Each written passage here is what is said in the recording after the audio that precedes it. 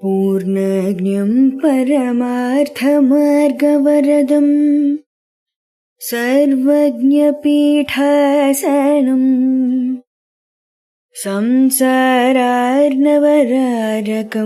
यतिवरं तत्त्वार्थसिद्धिप्रदं पारिव्राज्यशिरोमणिं श्रितपरम् देवी कटाक्षान्वितं श्रीमच्छङ्करमाश्रितेस्तवरदं सर्वावतारं श्रये।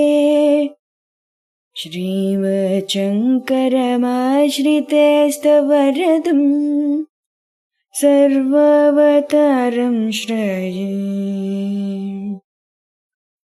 श्रुतिस्मृतिपुराणानाम् आलयं करुणालयं श्रुतिस्मृतिपुराणानाम् आलयं करुणालयं नमामि भगवत्पादशङ्करं नमामि भगवत्पादशङ्करं लोकशङ्करं లోకశంకరం. శ్రీ గురుభ్యో నమః. శ్రీ శ్రవణం ఛానల్కి శ్రోతలందరికీ కూడాను మరొకసారి స్వాగతం. ఈరోజు మనం 318, 319 శ్లోకాలను చెప్పుకోబోతున్నాం అనమాట. ముందుగా 318 శ్లోకాన్ని వినేద్దాం. క్రియానాశే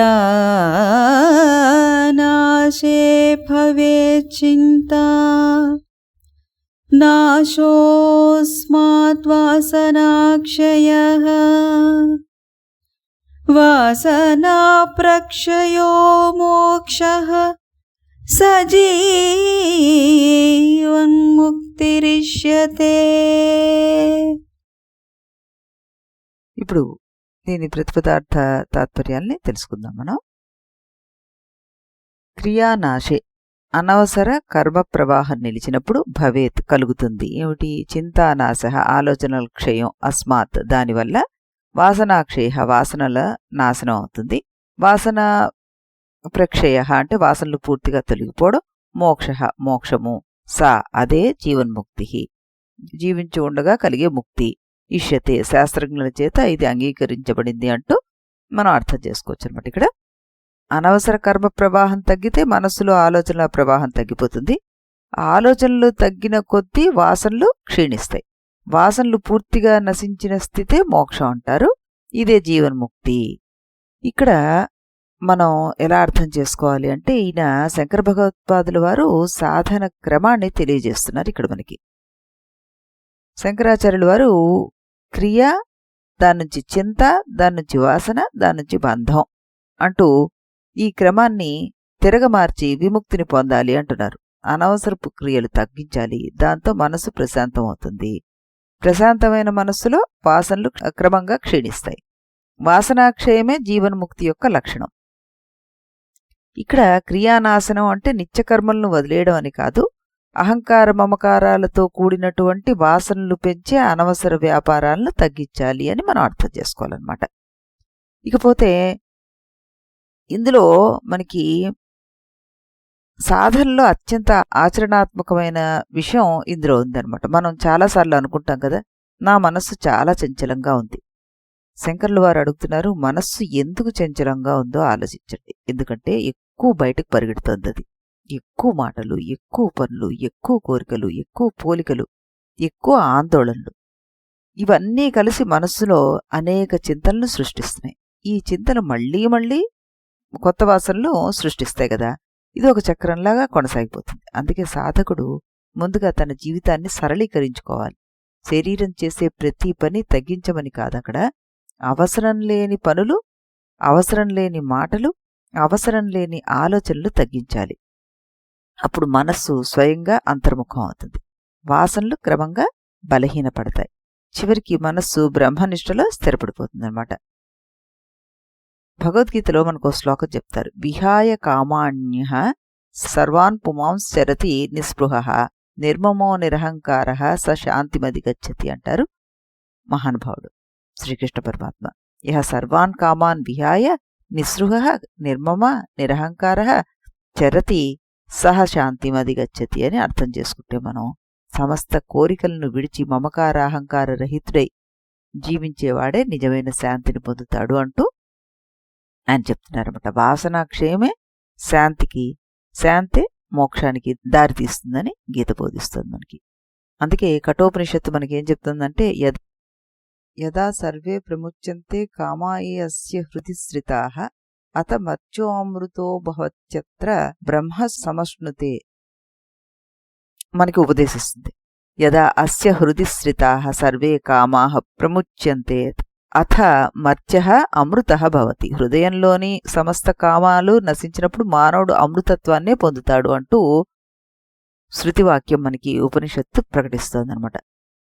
వాసనాక్షయ ఏవ మోక్ష అంటుంది యోగ వాసిష్టం. వాసనల క్షయమే మోక్షం. ఆశ విడిచిన అతడు అటు యోగివరుడు. ఆశ గలవానికి శాంతి ఎట్లు కలుగు, ఆశయే బంధమగు విడిచిన ముక్తియగు అంటారు వేమనుల వారు. ఆశలు వాసనలు ఇలాంటివన్నీ తగ్గినప్పుడు నిజమైన శాంతి కలుగుతుందని చెప్తుంటారన్నమాట. ఒక మొబైల్ ఫోన్లో మనకి అనేక యాప్స్ నడుస్తుంటే బ్యాటరీ వేగంగా ఖాళీ అయిపోతుంది.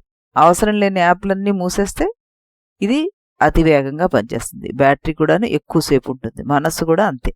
అవసరమైన మానసిక యాప్లు అంటే కోరికలు, పోలికలు, భయాలు, జ్ఞాపకాలు ఇవి నిరంతరం నడుస్తూనే ఉంటాయి. వాటిని అన్నింటినీ వదిలేసి నిధిధ్యాసతోటి నిలిపితే మనస్సు సహజ శాంతిని పొందుతుంది. మనకి మోక్షం ఎక్కడో దూరంలో లేదు, అది మన హృదయంలోనే ఉంది. దాన్ని కప్పిపుచ్చేదే వాసనలు, వాసనలు పెంచేది చింత, చింతను పెంచేది అనవసర క్రియ. అందుకే శంకరుల వారు మార్గాన్ని సులువుగా మనకి సరళంగా చెప్పారు. నువ్వు క్రియను నియంత్రించు, చింతను ప్రశాంతపరచు, వాసనను కరిగించుకో, అప్పుడు తెలుసుకుంటావు మోక్షం సంపాదించాల్సింది కాదది, అదే నీ స్వరూపం అంటూ చాలా చక్కగా చెప్పేశారు మనకి.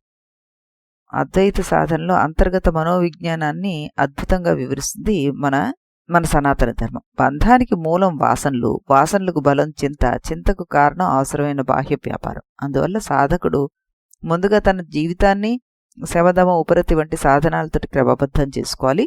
మనస్సు ప్రశాంతమైన కొద్దీ వాసనలు క్రమంగా క్షీణిస్తాయి. జీవన్ముక్తి అనేది మరణాంతర స్థితి కాదు. జీవించి ఉండగానే వాసనాక్షయం పొంది అహంకార మమకారాల నుండి విముక్తుడై బ్రహ్మనిష్ఠలో స్థిరపడినవాడి జీవితం జీవన్ముక్తే.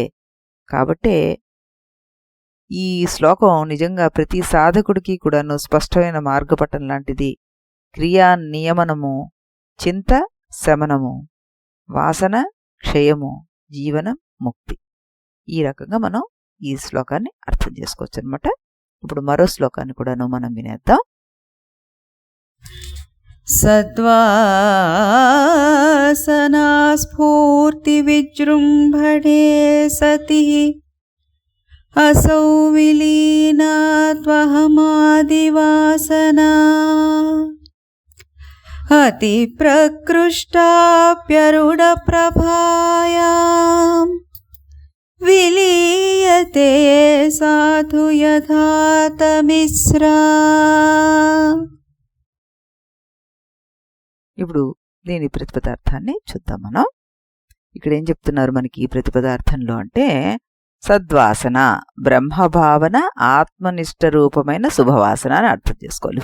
స్ఫూర్తి అంటే ప్రకాశించడం, విజృంభణే విస్తరించడం, బలపడడం, సతి అంటే జరిగినప్పుడు, హి నిశ్చయంగా, అసౌ ఈ అహమాది వాసన నేను శరీరము నాది అనే అహంకార వాసనలు లీనమైపోతాయి. అతి ప్రకృష్టాపి చాలా గాఢమైనవైన అరుణ ప్రభాయ ఉదయించే సూర్యుని అరుణకాంతిలో విలీయతే కరిగిపోతుంది. సాధు పూర్తిగా, యథా ఎలా అయితే, తమిశ్రా చీకటి అంటే చీకటి ఏ విధంగా అయితే సూర్యకాంతిలో విలీనమైపోతుందో అలాగానే అర్థం చేసుకోవాలి. ఇప్పుడు తాత్పర్యం కూడా చూసేద్దాం. బ్రహ్మనిష్టారూపమైన సద్వాసన బలంగా వికసించినప్పుడు నేను శరీరం నాది అనే అహంకార వాసనలు పూర్తిగా కరిగిపోతాయి. ఎలా గాఢమైన చీకటి కూడా ఉదయించిన సూర్యుని అరుణకాంతి ముందు అంతరించిపోతుందో అలాగే అవి కూడా నశించిపోతాయి అంటూ దీని భావార్థం వస్తుందన్నమాట. ఇక్కడ దీనికి ముందు శ్లోకంలో ఏం చెప్పారు? వాసనాక్షయమే మోక్షం అన్నారు. ఇప్పుడు వాసనలు ఎలా నశిస్తాయి అంటే, సద్వాసన అది బలపడ్డం వల్ల అన్నారు. అంటే బ్రహ్మవాసన బలపడ్డం వల్ల అని అర్థం చేసుకోవాలి మనం. అజ్ఞాన వాసనలు నేరుగా తొలగించలేం మనం. వాటికి విరుద్ధమైన ఆత్మభావంను పదే పదే మనం అభ్యసించాలి. ఈ బ్రహ్మాకార వృత్తి దృఢమవుతూ ఉంటే దేహాత్మ బుద్ధి సహజంగా క్షీణిస్తుందన్నమాట మనకి. ఇలాంటి శ్లోకాలు నిజంగా మనకి ధైర్యాన్ని ఇస్తాయి. నాలో ఇంకా కోపం ఉందండి, ఇంకా అహంకారం ఉంది, ఇంకా ఆసక్తులు పోవడం లేదు. అప్పుడు శంకర్లు వారు ఏం చెప్తున్నారంటే, వాటితో నువ్వేమి యుద్ధం చేయక్కర్లేదయ్యా, నీలో ఉన్న వెలుగును పెంచు. చీకటిని చేతులతో బయటికి తోసేలేం మనం, ఒక దీపం వెలిగిస్తే చాలు. అలాగే అహంకారాన్ని నేరుగా నిర్మూలించే ప్రయత్నం కంటే నేను శుద్ధ చైతన్య స్వరూపుణ్ణి అనే నిష్టను పెంచుకోవాలి మనం. అప్పుడు అహంకారం స్వయంగా కరిగిపోతుంది. ఈ శ్లోకంలోని దృష్టాంతం చాలా అందమైంది మనకి. రాత్రంతా వ్యాపించిన చీకటి సూర్యుడు ఉదయించిన తర్వాత కొంచెం కొంచెంగా ఏం పారిపోదు, ఒక్క క్షణంలో అంతరించిపోతుంది. అలాగే బ్రహ్మజ్ఞానం పరిపక్వమైతే మనకి అనాది కాలంగా ఉన్న ఈ శరీరము, ఈ దేహాభిమానం ఉండదన్నమాట. ఏషాం త్వంతగతం పాపం జనానాం పుణ్యకర్మణాం తే ద్వంద్వమోహ నిర్ముక్త భజంతే మాం దృఢవ్రతాః అంటారు భగవద్గీతలో.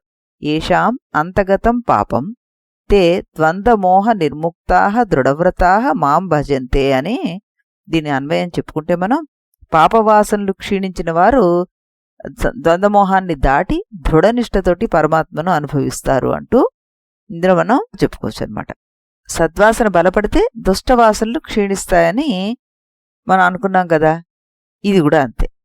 విద్యతే హృదయగ్రంథి ఛిద్యంతే సర్వసంశయాః క్షీయంతే చాస్య కర్మణి తస్మిన్ దృష్టే పరావరే. పరబ్రహ్మ దర్శనమైనప్పుడు మనకి హృదయగ్రంథి చీలిపోతుంది, సంశయాలు తొలగిపోతే కర్మబంధం క్షీణిస్తుందని చెప్పుకున్నాం. బ్రహ్మ సాక్షాత్కారంతో బంధానికి మూలమైన అజ్ఞానం పూర్తిగా నశిస్తుంది అని కదా దీని అర్థం. అహంకార వాసనలు కరిగిపోవడమే ఈ మంత్రం బోధించే హృదయగ్రంథి భేదన. సత్సంగత్వే నిస్సంగత్వం, నిస్సంగత్వే నిర్మోహత్వం, నిర్మోహత్వే నిశ్చలతత్వం, నిశ్చలతత్వే జీవన్ముక్తి అంటూ మనం భజగోవింద శ్లోకంలో చెప్పుకున్నాం. సత్సంగం వల్ల మనకి నిస్సంగత్వం వస్తుంది, దానివల్ల మోహక్షయం అవుతుంది, తత్వనిష్ట పెరుగుతుంది, జీవన్ముక్తి చివరికి సాధ్యం అవుతుంది. సద్వాసన పెరిగితేనే అహంకార వాసనలు క్రమంగా క్షీణిస్తాయని ఈ శ్లోకం మనకు చెప్తోంది. ప్రహ్లాదుడు చిన్ననాటి నుంచే నారాయణ భావంలో నిత్యంగా స్థిరపడ్డాడు. అందువల్ల హిరణ్యకశిపుడు కలిగించిన భయము, బాధ, హింస అతని మనసులో నిలవలేకపోయాయి. దైవభావన బలపడిన చోట భయవాసన నిలవదని అతని జీవితం మనకి స్పష్టంగా చూపిస్తుందన్నమాట. ఓ గదిలో సంవత్సరాలుగా చీకటి ఉంటే ఆ చీకటి చాలా పాతది అని చెప్పి దాన్ని తొలగించలేమా మనం? తలుపు తెరిస్తే వెలుతురు లోపలికి వచ్చేస్తుంది. చీకటి ఎంత పాతదైనా వెలుగు వచ్చిన క్షణంలో అదృశ్యమైపోతుంది. అలాగే అహంకారం అనాది అయిన ఆత్మజ్ఞానం ముందు నిలవలేదన్నమాట. చీకటితోటి పోరాటం కాదు, దీపాన్ని వెలిగించడం నేర్చుకోవాలి. అహంకారంతో యుద్ధం చేయడం కాదు, ఆత్మస్మరణను పెంచుకోవాలి. నేను శరీరం అనే భావాన్ని బలవంతంగా తొలగించాల్సిన అవసరం ఏమీ లేదు. నేను బ్రహ్మస్వరూపుణ్ణి అనే భావాన్ని నిశ్చయంగా దృఢంగా చేసుకోగలిగితే ఉదయ సూర్యుని ముందు చీకట్లాగా స్వయంగా మిగతావి కరిగిపోతాయి అన్నమాట. ఇదే శంకరుల వారు మనకిచ్చిన సాధనా రహస్యం అని చక్కగా మనం ఇందులో అర్థం చేసుకున్నాం. అత్యంత సూక్ష్మమైన మనోవిజ్ఞానాన్ని బోధిస్తోంది ఈ శ్లోకం అనిపిస్తోంది. దేహాభిమానం, అహంకారము, మమకారము వంటి వాసనలు ఒక్కొక్కటిగా నిర్మూలించడం కంటే వాటికి విరుద్ధమైన సద్వాసన అంటే నేనే బ్రహ్మస్వరూపుణ్ణనే దృఢనిష్టను పెంపొందించడమే శ్రేష్టమైన మార్గం అంటూ శంకరాచార్యుల వారు ఉపదేశిస్తున్నారన్నమాట. వెలుగు వచ్చినప్పుడు చీకటి స్వయంగా తొలగినట్లుగా బ్రహ్మభావన వికసించినప్పుడు అహంకార వాసనలు సహజంగానే కరిగిపోతాయి. ఈ శ్లోకం సాధకుడికి ఒక గొప్ప ఆశ్వాసాన్ని కూడా ఇస్తుంది. అనాదిగా వస్తున్న ఈ దేహాభిమానం ఎంత బలంగా కనిపించినా అది సత్యమే కాదు, అది అవిద్యాజన్యమైన చీకటి మాత్రమే అని ఆయన మనకి భరోసా ఇస్తున్నారు. ఆత్మజ్ఞాన రూపమైన అరుణోదయం కలిగినప్పుడు ఈ చీకటికి నిలవలేదు. నిరాశపడకుండా సద్వాసనను నిత్యం పోషించడం, అదే నిధిధ్యాసన సారం, అదే జీవన్ముక్తికి నిశ్చితమైన మార్గం. ఇలాంటి మార్గాల్లో మన్ని ప్రయాణించమని కోరుతున్నారు శంకర్ల వారు.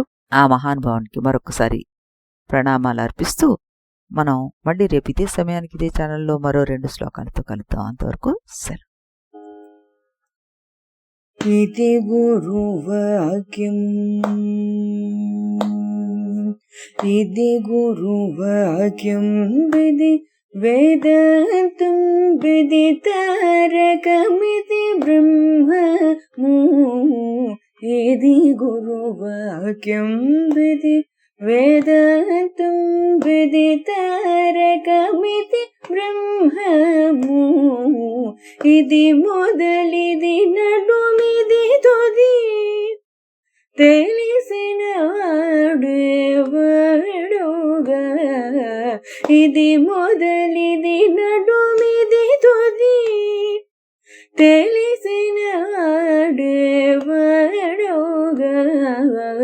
ఇది గురువాక్యం విధి వేదాంతం విదితారకమితి బ్రహ్మము ఇది గురువాక్యం.